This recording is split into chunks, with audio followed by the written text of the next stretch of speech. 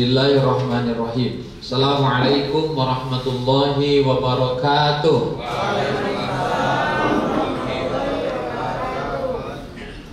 Innal hamdalillah nahmaduhu wa nasta'inuhu wa nastaghfiruh wa na'udzu billahi min shururi anfusina wa min sayyiati a'malina. May yahdihillahu fala mudhillalah wa may yudlil fala hadiyalah.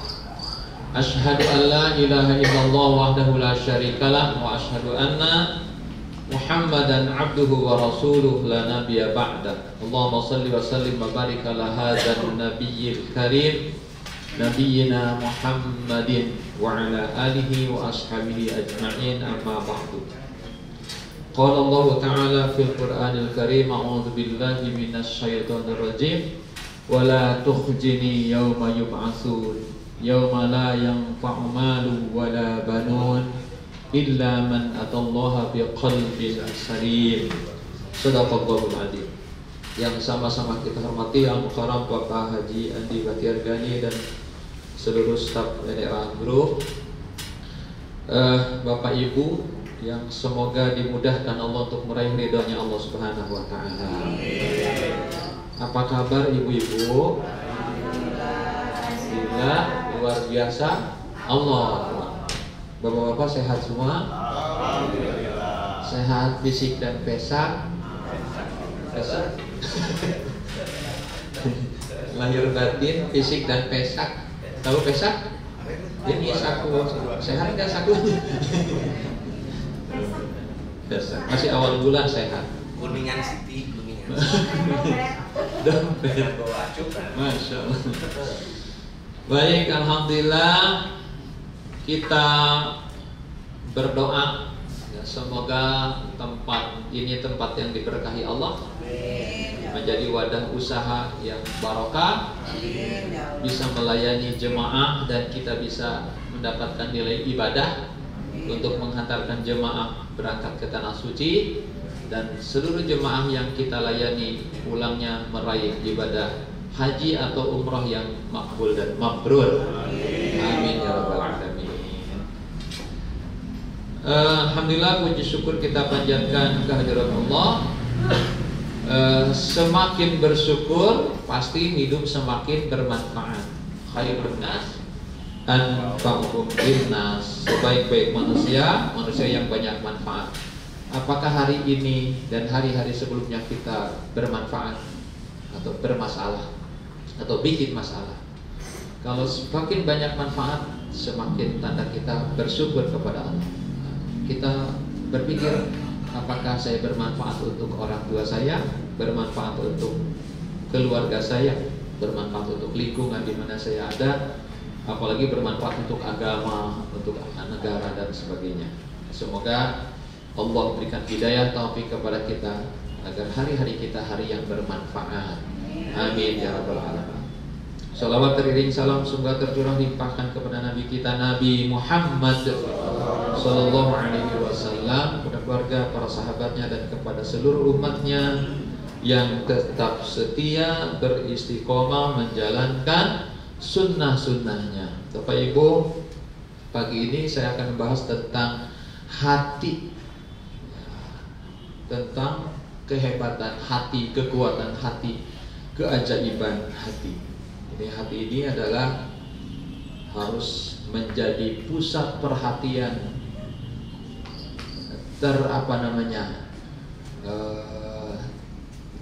perhatian yang paling harus diperhatikan hati. Kalau tidak hati-hati ya bisa cilaka. Baik, Bapak Ibu, dalam tubuh kita itu ada 3 unsur. 1 jasad, 2 akal, 3 qalbun. Ya, semua manusia sama. Jasad, akal, qalbun. Ya, jasad ini jasad kita. Ya, jasad ini juga diciptakan oleh Allah yang harus kita syukuri. Allah berfirman di dalam Al-Quran surat 82, surat Al-Infiqar ayat 6 sampai 8. A'udzubillahi minasyaitonir rajim. Ayo. A'udzubillahi minasyaitonir rajim. Ya ayyuhal insanu birabbikal karim alladzi khalaqaka fasawwaka fa'adalak fi ayyi suratin fi ayyi suratin ma syaa rakkabak. Surat Al-Infitar surat ke-82 ayat 6 dan 8. Kata Allah, ya ayyuhal insanu, wahai manusia, ma gharraka bi rabbikal karim. Ya, kenapa kamu durhaka kepada Tuhan yang telah kenapa kamu durhaka kepada Tuhan yang karim, ya, yang maha pemurah? Kenapa kamu durhaka kepada Tuhan yang maha pemurah? Siapa Tuhan kepada itu? Alladzi khalaqaka, yang telah menciptakanmu, jasad kita. Fasawwaka, yang telah menyusun tubuhmu, disusun oleh Allah sehebat. Kemudian fa'adalak, yang sudah memberikan kamu keseimbangan, sudah dibentuk, disusun dengan rapi dan seimbang. Coba kalau nggak seimbang, wah susah, nggak bisa berdiri kita. Iya. Cingke gitu. Ya, apa namanya? Cingke. Ya. Di sini sampaikan oleh Allah, kenapa kalian itu durhaka? Padahal kalian sudah diciptakan dengan sehebat-hebat penciptaan, fi ahsani taqwim.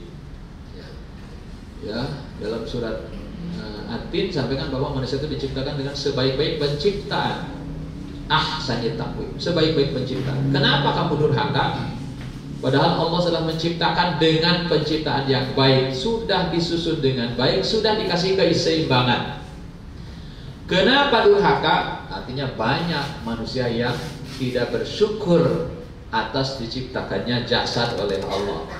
Jadi Allah yang menciptakan jasad kita, dan jasad kita harus disyukuri. Bapak Ibu, alhamdulillah kita kan masih bisa berjalan dengan baik. Makanan masih bebas ya.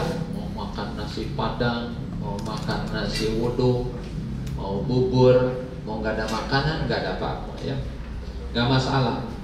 Tapi banyak orang yang makan itu bermasalah, nggak boleh makan ini, nggak boleh makan itu. Bahkan buang air kecil, buang air dengan yang dikeluarkan harus seimbang. Ada nggak?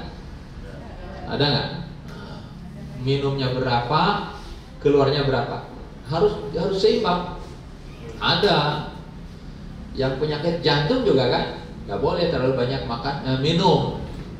Kita kan semuanya sehat walafiat, ini luar biasa.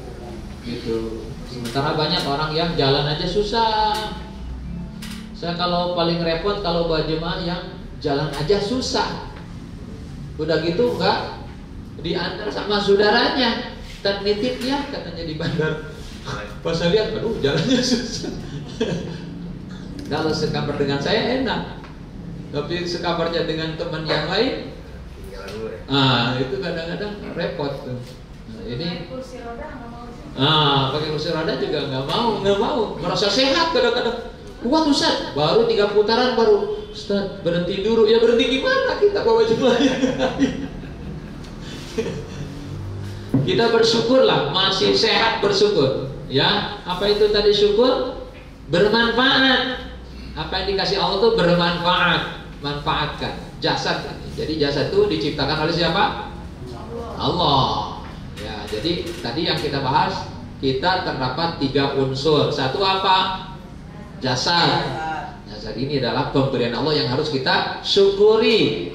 Nah, kita masih bisa melihat dengan jelas, kita bisa bicara, kita bisa berjalan, beraktivitas, bekerja. Ini namanya bersyukur. Bekerja itu bersyukur. Ya, kalau kita bekerjanya diniatkan ibadah, bersyukur. Sejak dari di rumah tadi malam, ini ibu-ibu kan ribet. Besok saya pakai baju apa, kerudung apa, celana apa, sendal apa, sepatu apa. Mikirnya untuk berangkat ibadah itu jadi nilai. Ya, beda. mau pacaran. Nah, besok saya pakai baju apa, apa, lipstick apa, sepatu apa. Nah, mikirnya aja buat pacaran udah dosa. Tapi kalau untuk ibadah, dari mulai mikirnya besok mau ngaji, itu udah ibadah. Gitu ya. Jadi harus manfaat. Sekali lagi, kita yang menciptakan jasad kita adalah Allah. Ya, ingat bahwa ini jasad harus disyukuri dengan benar, artinya bermanfaat. Sebab bakal ditanya, wa anjismihi bima ablah, itu jasadmu dipakai untuk apa? Maka saya bilang, kalau saya sampaikan di mana tuh, di Uhud, saya sudah bilang kepada jemaah bahwa dulu ada seorang sahabat ketika mau berangkat perang Uhud, dia bersumpah di hadapan Allah, ya Allah, aku mohon kepadamu, hancurkan cincang-cincang tubuhku oleh musuhku di Uhud. Nah, itu kan? Ya, dia minta, saya ridho, saya ikhlas dalam perjuangan ini tubuhku habis oleh senjata musuh-musuh. Dia paling berani, habis semua. Kata dia, untuk apa kamu bilang? Agar nanti ketika aku dibangkitkan di mahsyar dan Allah bertanya, wa anjismihi bima ablah, itu tubuhmu hancur begitu dipakai apa? Dengan bangga saya jawab, tubuhku dipakai berjihad untuk membela agama. Jadi bangga, jelas. Nah, sekarang kita, dulu mungkin kita nih yang di atas 50 ya. Kalau saya sih masih 50 ke bawah. Yang di atas 50, kita kan dulu misalnya melihatnya jelas. Nah, sekarang kan udah mulai kurang jelas. Begini udah nggak jelas, harus pakai bantuan. Nah, sekarang itu mata dari mulai jelas sampai nggak jelas dipakai apa? Kalau dipakai sering baca yang bermanfaat, bersyukur. Tapi kalau dipakai yang nggak bermanfaat, nah ini harus banyak-banyak istighfar. Dari mulai jelas sampai nggak jelas dipakai apa? Dulunya kan jelas, waktu jelas dipakai apa? Sampai itu rusak, maka titipan dari Allah. Itu kaki dulu kan, wah, kaki tuh kalau mau jalan berapa kilo bisa 10 kilo. Saya dulu waktu SMP tiap hari jalan kaki, pulang pergi itu 16 kilo, jadi sekali 8 kilo. Jadi jarak sekolah sanawiyah itu dari rumah jaraknya 8 kilo. Jadi habis sholat subuh saya kadang-kadang mandi, kadang-kadang enggak. Karena kan gak ada nggak keburu mandi, kan ngaji dulu. Habis subuh ngaji, udah gitu harus berangkat, jadi nggak mandi. Udah kalau nggak mandi, karena kalau di kampung tuh kaki burik, malu, di jalan beli bakwan. Bakwannya itu di perut, ambil minyaknya, gosokin ke kaki, sama ke kepala. Biar kelihatan mandi. Waduh, masya Allah. Mana saya ketua OSIS. Udah gitu harus harus sambutan kan? Oh, ini udah mengkilap aja tuh kaki, nggak mandi padahal. Ya, itu 8 kilo, jak, jak gitu apalah. Cepat Pak, jalannya nggak macet dulu 8 kilo, 16 kilo lah pulang pergi. Maka ketika lomba maraton kecamatan juara 1, kata guru olahraga, jangan cepat dulu, jalan biasa dulu, nanti pasti. Saya dari mulai awal sampai cepat karena tiap hari lari. Nah, itulah.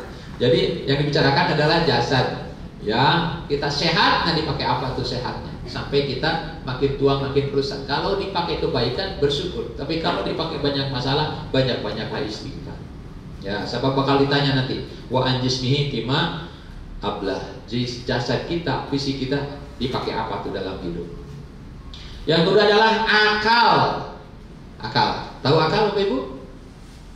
Halo, kok jadi sepi begini? Akal tahu? Oh, kita kan berpikir pakai akal. Akal ini yang menyebabkan Allah menjadikan kita itu namanya dengan mendapatkan taklif. Taklif, apa itu taklif?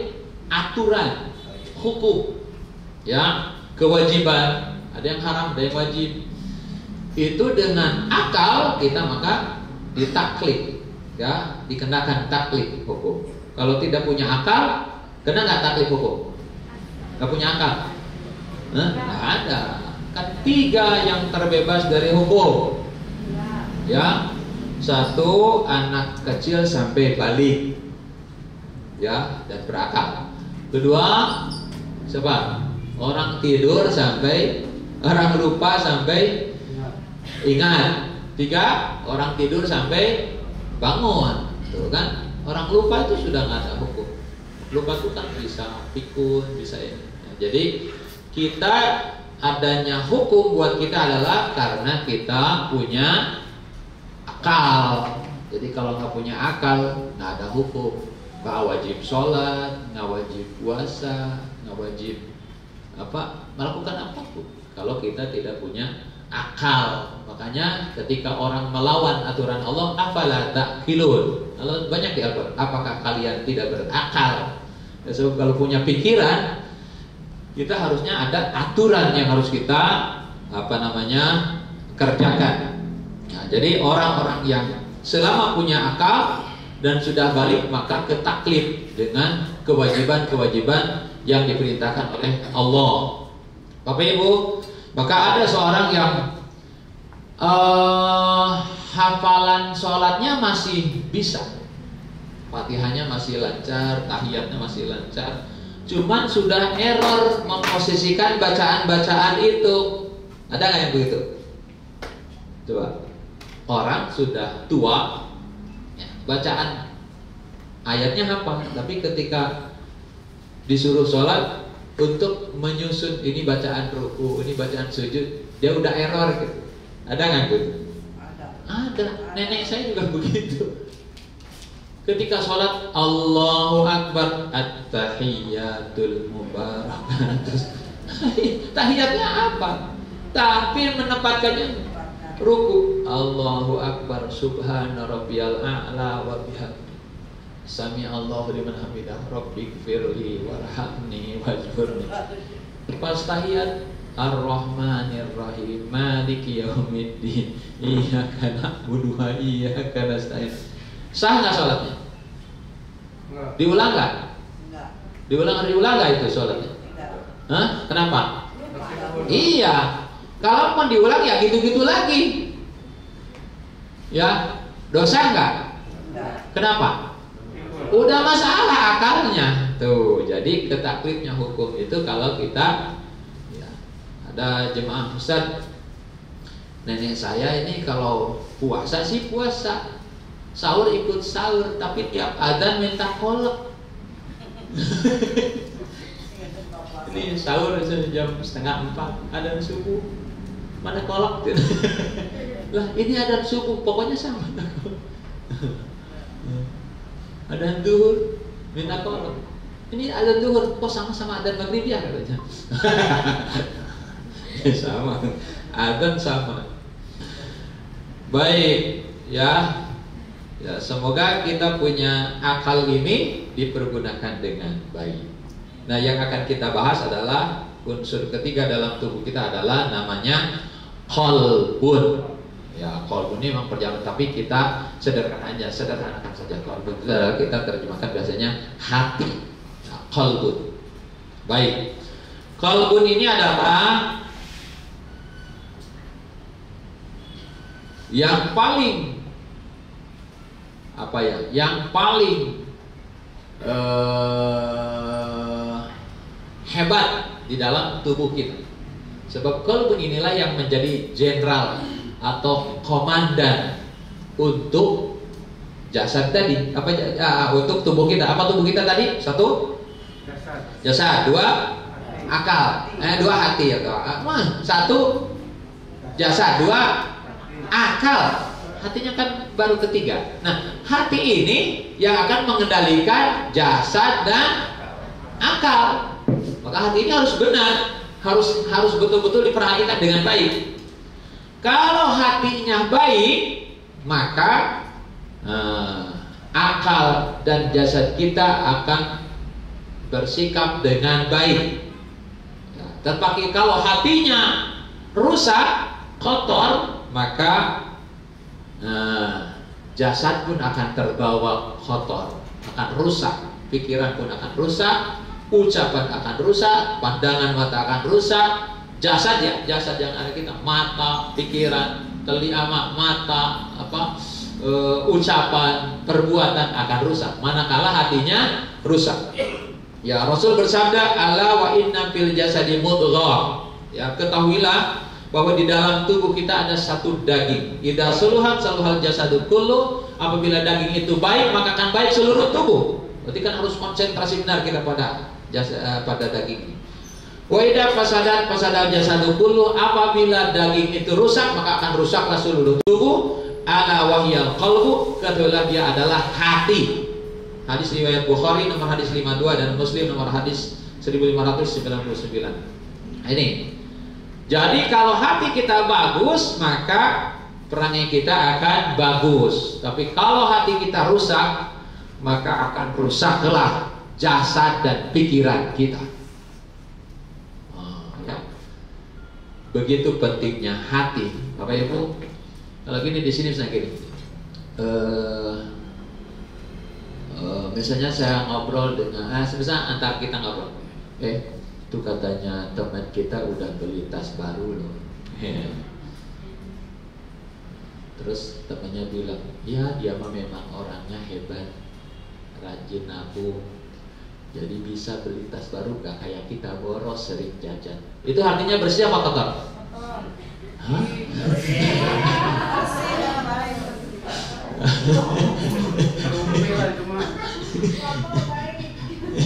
Ulangi ya.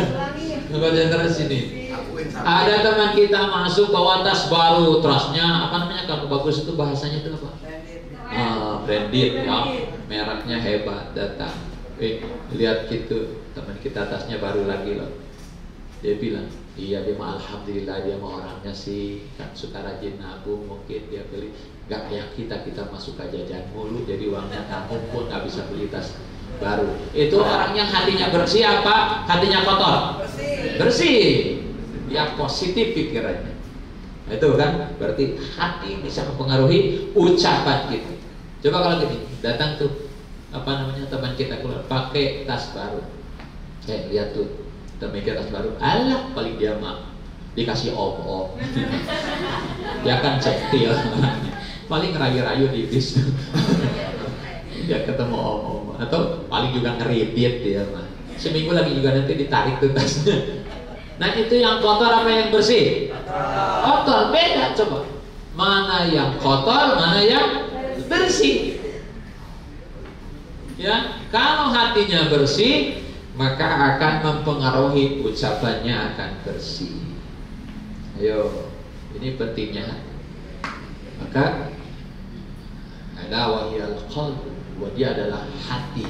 Harus diperhatikan. Sebab kalau hatinya kotor, maka akan rusak tuh ucapan kita akan rusak, pandangan mata akan rusak, pikiran kita akan rusak, kotor, ya bisa celaka kalau hatinya kotor. Jadi betapa hebatnya hati, sehingga sekali lagi harus diperhatikan dengan baik. Nah sekarang saya akan sampaikan ada 3 macam kualitas qalbu. 3 macam. Ingat-ingat ya. Ini kita sekali lagi, tadi jasad manusia terdiri dari berapa unsur? 1, 2, 3, hati. Hati ini menjadi apa dalam kehidupan kita, dalam tubuh kita? Sebagai jenderal yang mengendalikan jasad. Nah sekarang dalam mengendalikan itu, hati punya 3 kualitas yang harus kita perhatikan. 1, tolong diperhatikan, kita berada di hati yang mana soalnya? Sebab hanya ada 1 hati yang selamat. 1 adalah hati atau yang disebut qalbun mayyitun. Apa artinya qalbun mayyitun? Hati yang mati. Sekali lagi, 1 qalbun mayyitun, apa artinya? Hati yang mati. Coba kalau yang mati, kita bisa bicara sama yang mati enggak? Kenapa? Kenapa? Ya udah mati. Kenapa bingung? Kita bisa bicara dengan yang mati enggak? Nah, kenapa? Udah mati. Kita bisa ngajak orang pergi yang mati enggak? Enggak, ayo mas pergi mas, lagi mati. Bisa nggak ngajak dia? Enggak. Diangkut bisa. Itu namanya bukan nggak berdiri sendiri. Di bawah. Ya. Namanya mati. Nggak ada aktivitas, nggak bisa diajak, nggak bisa diomongin, itu mati namanya. Nggak bisa diajak bicara, nggak bisa kompromi, nggak bisa dinasihatin, mati. Itu hati yang mati. Betul? Ayo lebih ini serius nih. Ya. Sekali lagi, hati yang mati adalah hati yang sudah tidak bisa lagi diapa-apain, mati, nggak menerima nasihat, nggak menerima disate. Kalau hati kambing. Nah ini coba Allah mengatakan kita di dalam surat Al-A'raf, surat berapa Al-A'raf? Surat nomor berapa? Nomor 6. Ayat berapa? 179 tentang hati yang mati. A'udzu billahi minasy syaithanir rajim.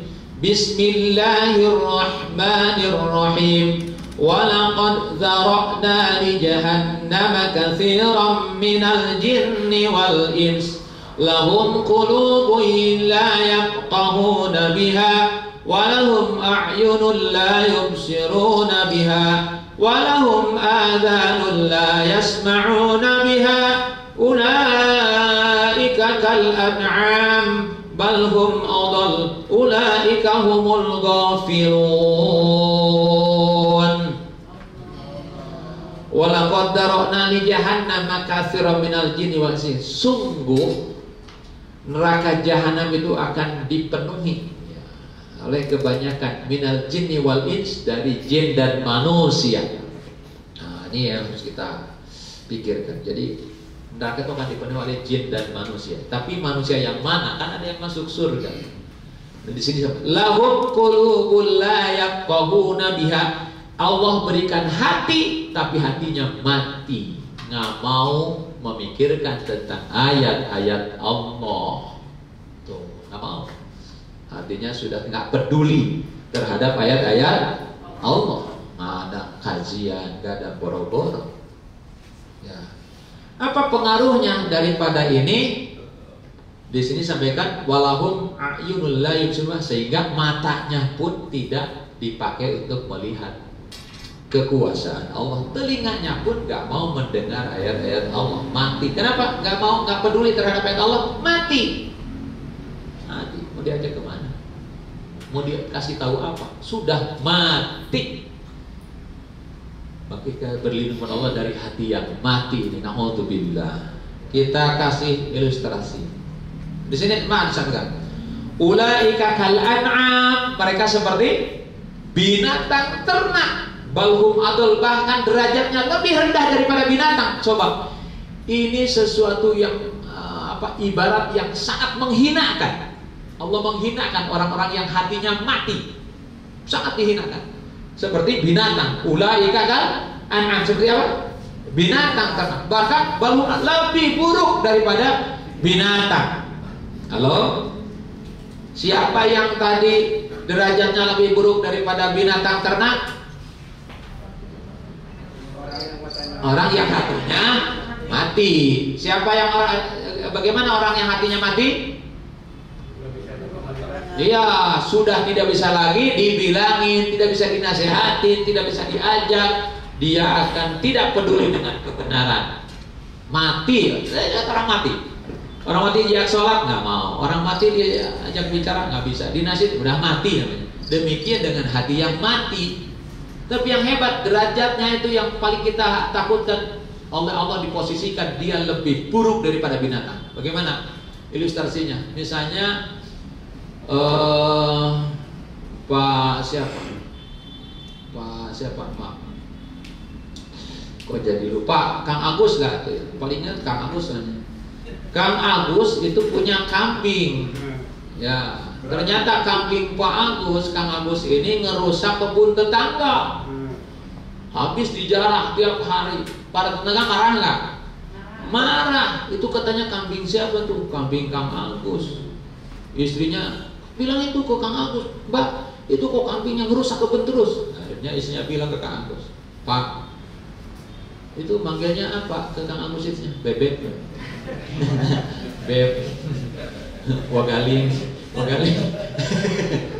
Itu tetangga ribut, kambing kita suka menjarah ke kebun tetangga, kita malu. Gimana tuh? Udah kalau gitu sembelih aja kambing kita.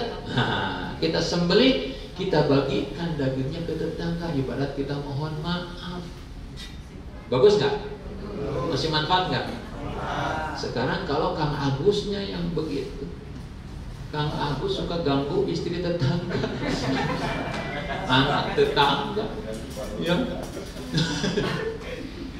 Istrinya bilang ke anaknya, Dek, Jang, kasih itu bapak ganggu anak tetangga terus.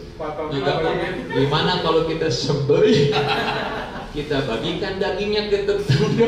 Bisa nggak? Nggak bisa. Kenapa? Nah itu, bahwa manusia itu derajatnya kalau hatinya mati seperti binatang ternak, bahkan lebih buruk daripada binatang. Binatang masih bisa bermanfaat dagingnya. Bahkan kalau dikasih daging dari kambing tadi yang suka mengganggu, menjarah, dia bilang alhamdulillah saya bisa nyate. Coba dikasih daging Kang Agus, bisa? Nggak bisa. Nah ini Pak, mohon direnungkan dengan baik. Kalau kita hatinya sudah mati, artinya tidak lagi bermanfaat hidup manusia, maka nah, kalau dibagikan, dimakan, itu masuk TV semua. Jadi Sumanto. Qalbun mayyitun nomor 1. Harus hati-hati bahwa artinya apa qalbun mayyitun? Hati yang mati. Kalau hati yang mati, apa cirinya? Sudah tidak peduli terhadap apapun, mau dinasehatin, dia hanya memperturutkan hawa nafsunya. Tuh, hati yang mati. Baik Bapak Ibu, ya. Jadi kita harus berlindung kepada Allah dari hati yang mati. Ya, ini dicemahkan Allah dalam surat Al-A'raf ayat 179. Lahum qulubul la yafqahuna biha. Dia tidak peduli terhadap ayat-ayat Allah. Maka dia tidak akan peduli tentang kekuasaan Allah. Dia tidak melihat lagi kebaikan-kebaikan yang ada. Tidak ada rasa syukur, tidak ada rasa takut, tidak ada rasa malu. Dia berjalan sesuai dengan kehendak dirinya. Ya, kumaha aing. Nah, kalau kata orang Jawa, sekarpe dewe. Kata orang Makassar apa? Orang Makassar. Sekarpe dewe. Apa? Buan Telogo. Ya, nggak susah Pak. Kumaha aing. Ya, baik ya. Itu orang yang sudah mati hatinya, nggak bisa dibilangin dan nggak bisa disembelih. Ya, kalau disembelih pun enggak. Nah untuk kita, maka kita harus berdoa kepada Allah tiap hari. Doa supaya jangan sampai punya anak keturunan hatinya mati. Nah, ya, naudzubillahi min. Yang kedua, qalbun maridun. Apa artinya? Hati yang sakit. Ini udah pada pintar bahasa Arab. Qalbun maridun artinya hati yang sakit. kalau hati yang pertama hati yang mati. Sekarang hati yang sakit. Apa beda hati yang sakit dengan hati yang mati? Sakit masih bisa disembuhin. Oh ya, kalau kalau mati tadi diajak udah nggak mau, dibilangin udah nggak dengar, dinasihatin udah nggak peduli, dipakai di bawah diskusi udah nggak, namanya mati. Kalau marid, nah kalau marid masih bisa, namanya sakit masih bisa. Diajak ngaji, diajak sholat, diajak apa tuh silaturahim masih bisa, tapi kadang-kadang ada tapinya. Diajak ngaji, Mbak ayo ngaji, ayo ngaji sih, tapi sampai di pengajian sampai di pengajian itu memperhatikan orang kerjanya. Lihat tuh, itu bajunya norak amat tuh. Ngaji sih ngaji, tapi sampai pengajian tuh iri, ya. Itu orang pengajian masa bawa tas segede bisa masuk orok tuh. Apa aja dikomentarin? Ngaji sih ngaji, tapi ke pengajian nggak dapat ilmu.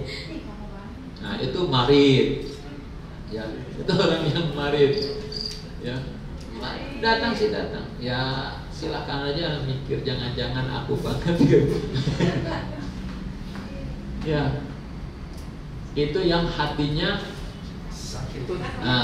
Sakit. Di dalam Al-Quran Allah sampaikan tentang sakit hati ini, yaitu tentang golongan orang munafik. Kan di dalam surat Al-Baqarah, ya, Al-Baqarah, awal-awal surat Al-Baqarah, manusia terbagi pada 3 golongan. Satu orang yang takwa, golongan orang muttaqin. Kedua orang kafirin, orang kafir. 3 munafikin. Ya, satu kan alladzina yu'minuna bil ghaibi wa yuqimunas sholata wa mimma razaqnahum yunfiqun. Itu kemudian walladzina kafaru sawa'un 'alaihim innal ladzina kafaru am lam tun apa jadi error. Ayat berapa ya, Tat? Ayat 7. Ayat 7, ayat 8 tentang orang kafir. Ayat 6. Innalladzina kafaru sawa'un 'alaihim am lam andartahum am lam tundirhum la yu'minun. Orang kafir.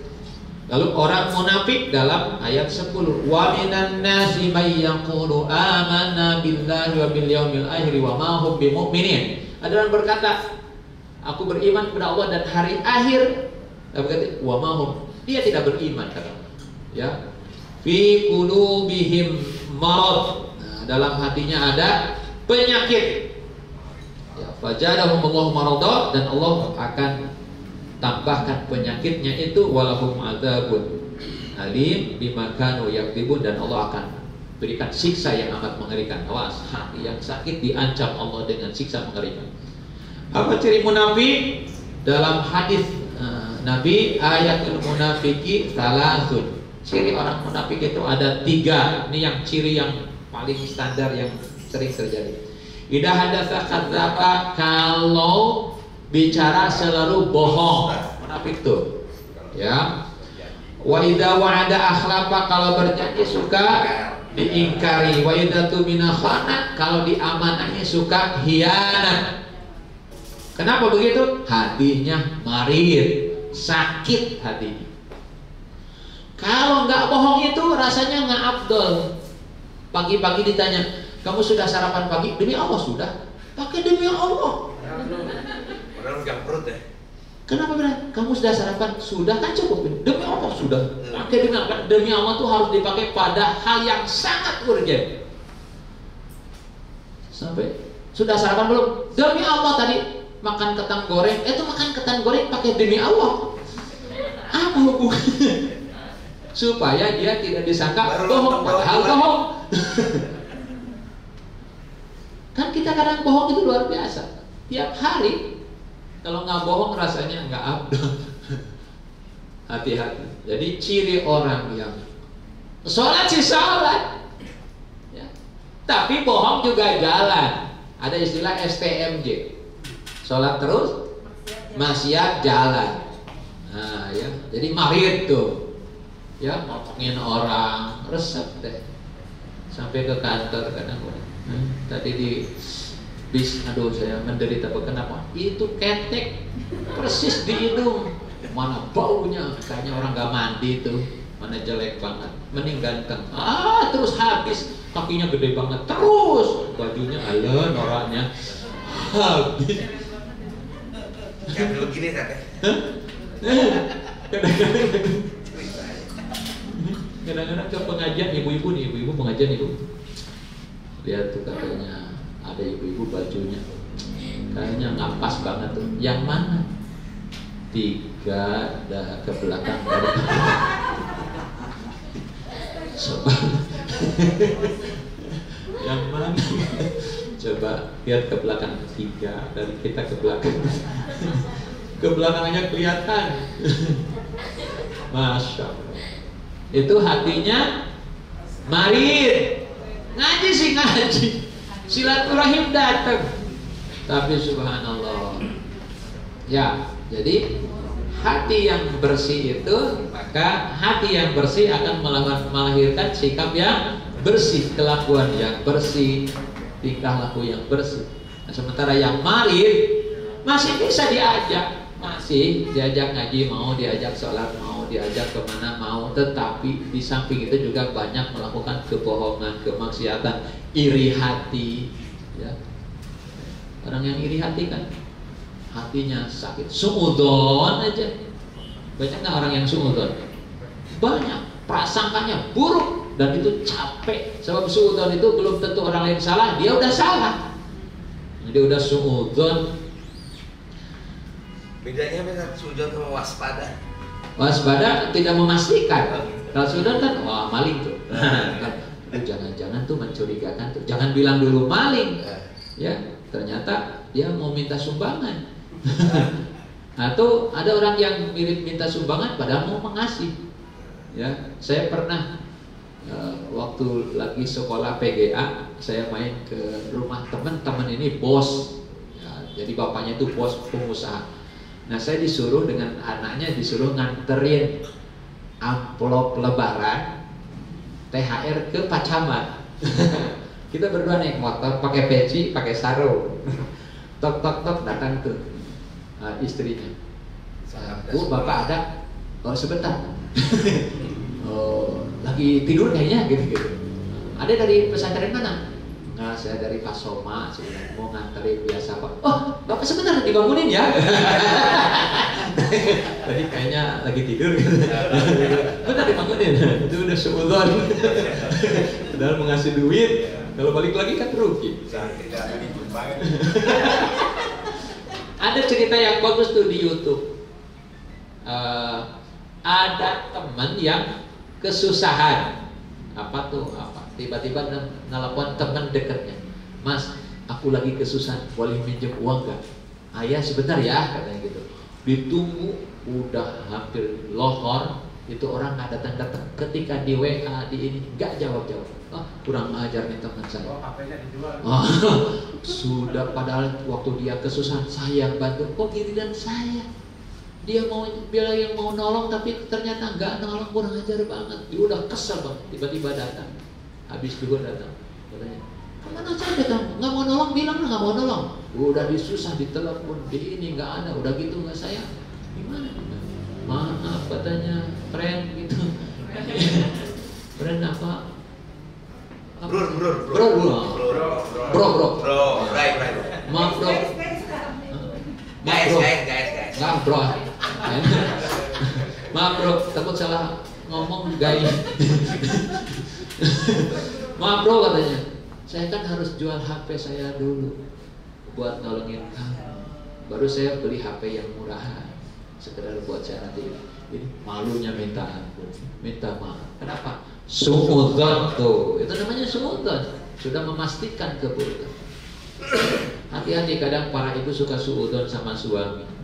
Ya, tiba-tiba di bajunya ada lipstik. Wih, sudah tuh.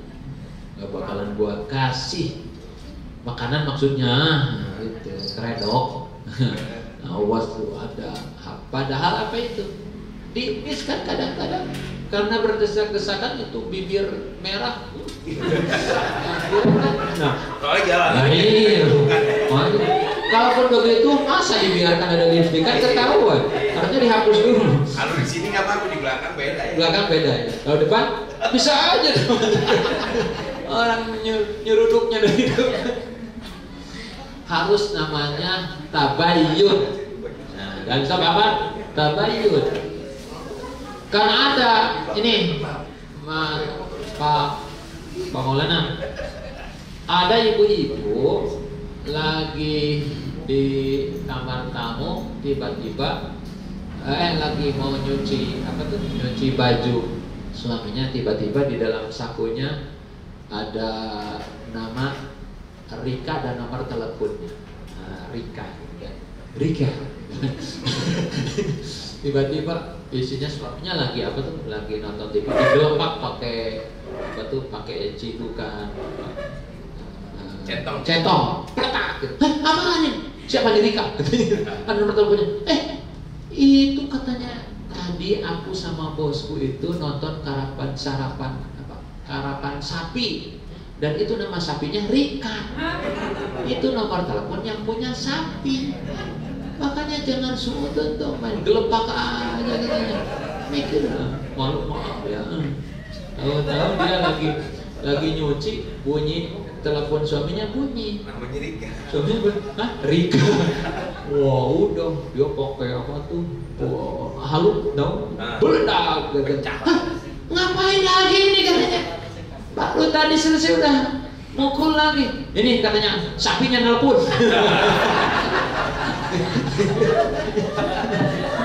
Ternyata salah.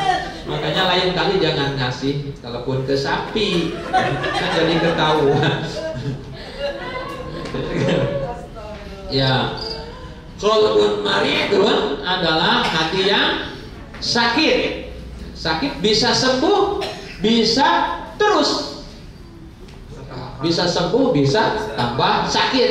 Kalau sakit-sakit akhirnya mati. Nah, ini dalam hadis Nabi sampaikan, innal 'abda idza akhta'a khati'atan nukitat fi qalbihi nuktatun sauda'u.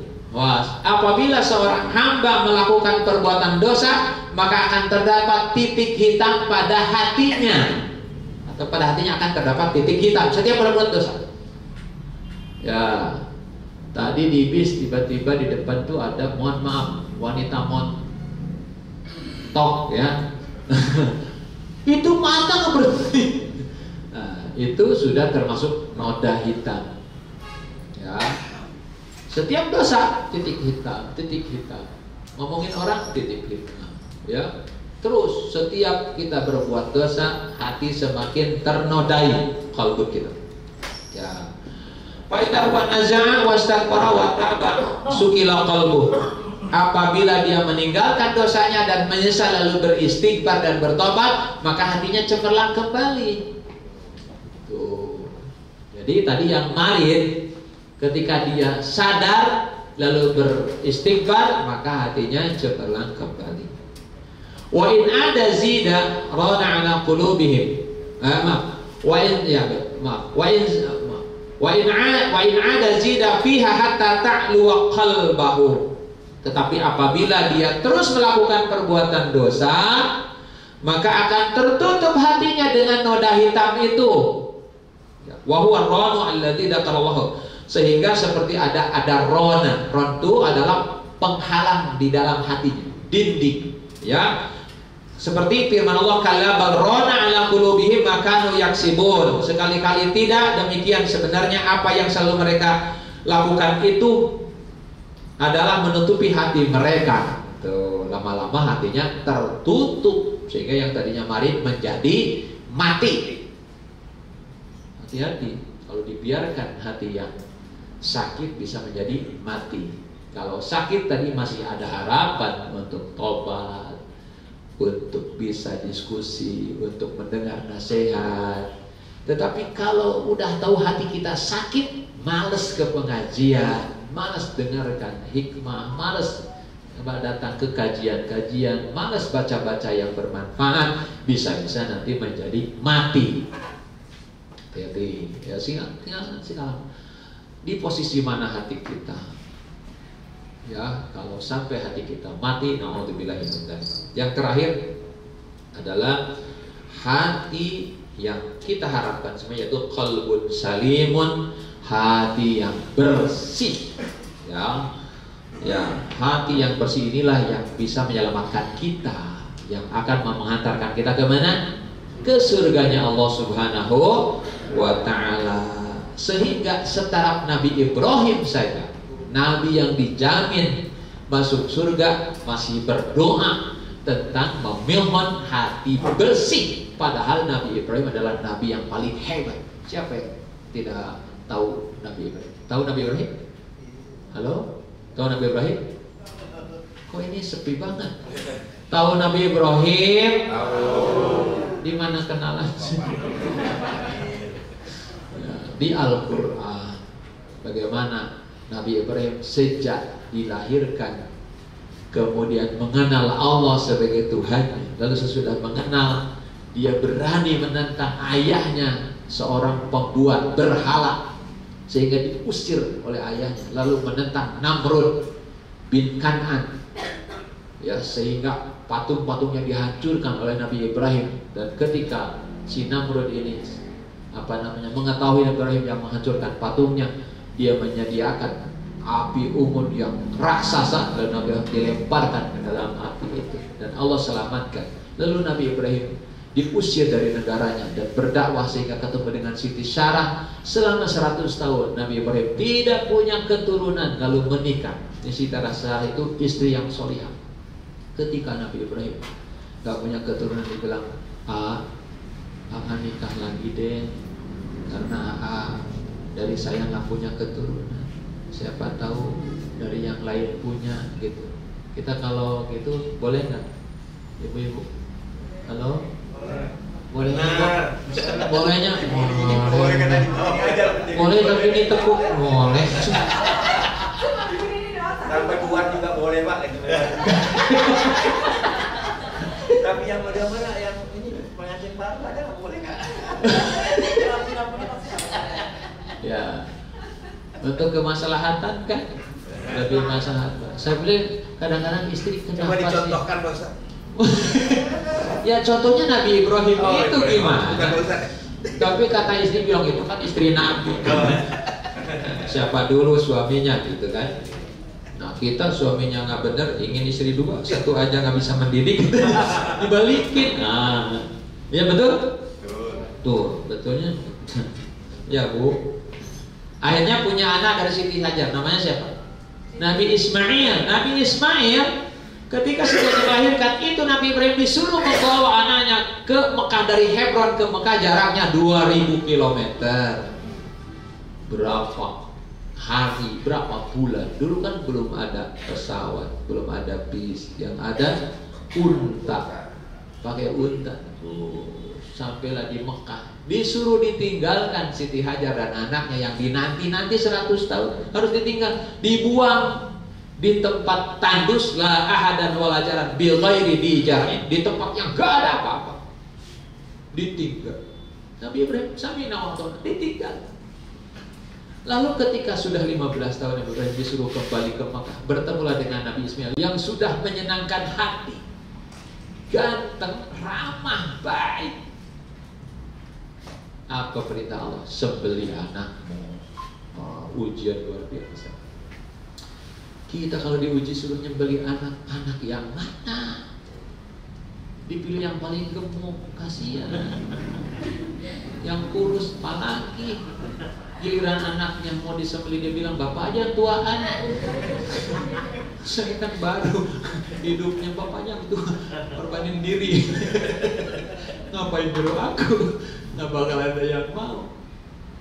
Tapi Nabi Ibrahim dan anaknya lillahi ta'ala dibaringkan, sehingga Allah menggantinya bidibhin adim, dengan sembelihan yang besar, yaitu kambing gibas. Ya, dan Allah memuji Nabi Ibrahim. Sudah dipuji, sudah dibanggakan, dijadikan ambal anbiya, bapaknya para nabi, ya, yang menjadi keturunan Nabi terakhir Nabi Muhammad. Tapi masih minta supaya hatinya bersih. Wala tukhzini yauma yub'atsun.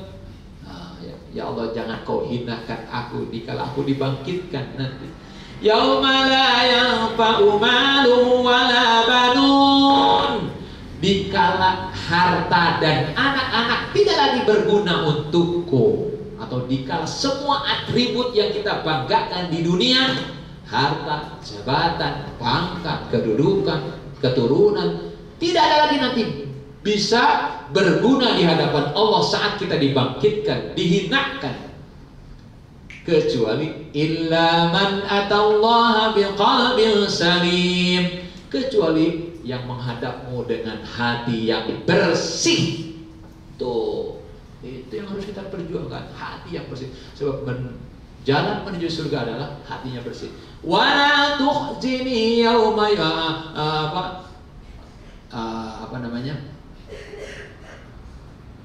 dan diberikanlah kepada orang yang berdoa. Yauma yaqulu illa man aqaba qalbi salim. Wa uzlifatil jannatu lil muttaqin. Dan diberikanlah surga kepada orang-orang yang takwa, yaitu yang bersih hatinya. Yang bisa takwa hanya orang-orang yang bersih hatinya, yaitu jaminannya adalah takwa dari Allah Subhanahu wa ta'ala. Ini yang harus kita perjuangkan. Doanya sama-sama. Wala tukhjini yauma yub'atsun. Ayo. Yauma la yanfa'u malun wala banun. Yauma la yanfa'u malu wala banun illa man atallaha biqalbin salim.